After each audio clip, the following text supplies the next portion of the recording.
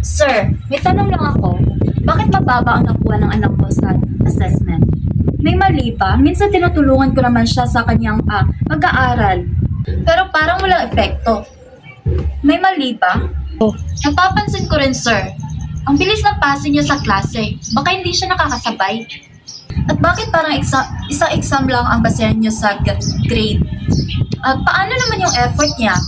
Gusto ko rin malaman kung nabibigyan ba siya ng sapat na gabay. Kasi parang nahuhuli siya. Hindi ko po yun, Mrs. Pedrizo. Nababahala kayo na kahit na nagsisikap ang anak nyo sa bahay ninyo, ay hindi ito napapakita sa resulta.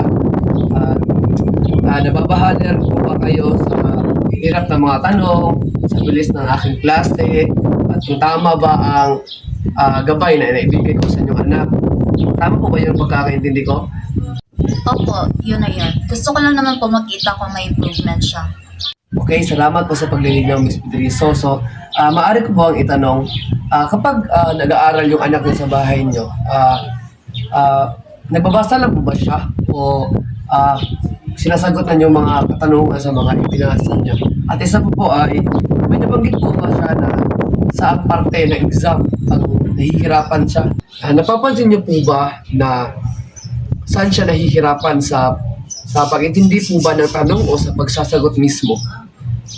Sa totoo lang, sir, no, is minsan nagbabasa siya. Minsan sinasabi niya na naiintindihan niya yung mga binabasa niya. Pero kapag tinatanong ko na siya is parang hindi niya na ma-explain. At oo, sabi niya nahihirapan siya sa mga tanong na kailangan ng explanation. Hindi lang yung mga sagot na simple. Okay, so naiintindihan ko na po, Miss Pedrizo. Ibig sabihin po, yung anak nyo ay nakakapagbasa siya ng maayos.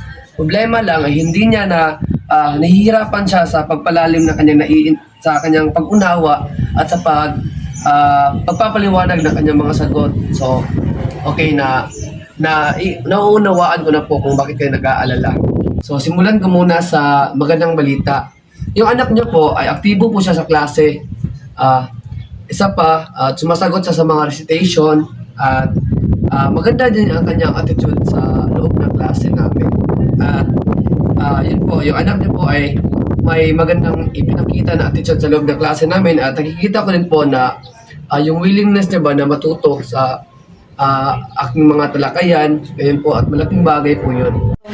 Talaga po, sir. Akala ko po kasi nauuli na siya.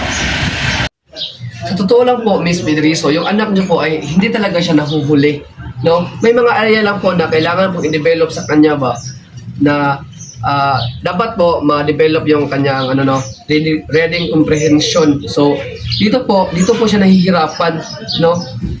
Base sa aking nakikita o aking na-observe sa kanya ba na lalo na sa mga tanong na mga tulad ng bakit at paano, din po siya nahihirapan. Kaya pala. Ano po pwede namin gawin, sir? So, ganito po yung ating gawin, Mrs. No?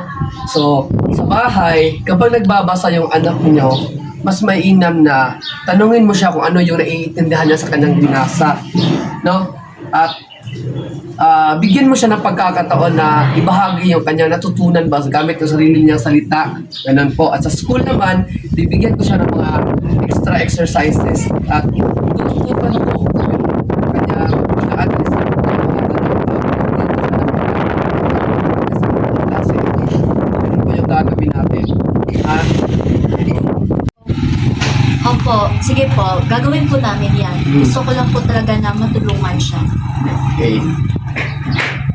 Naiintindihan ko po yun na Miss, no? So, ito yung gagawin natin no, na bilang magulang, tama po yung ginawa nyo na pumunta kayo at na-complain ka na yung mga pagkulang anak nyo. So, magtulungan na po tayong ma'am, no? At niniwala po ako na kayang-kaya rin ma-improve yung pangangailangan ng anak nyo. Yung kanya rin yung comprehension at ibang pasok. Sa bahay, yun po yung gagawin natin, no?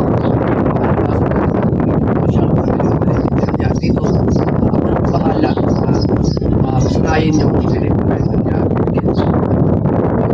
Salamat po, Ben. Maraming salamat, Sir Glenn. Magiging kampante na po ako ngayon.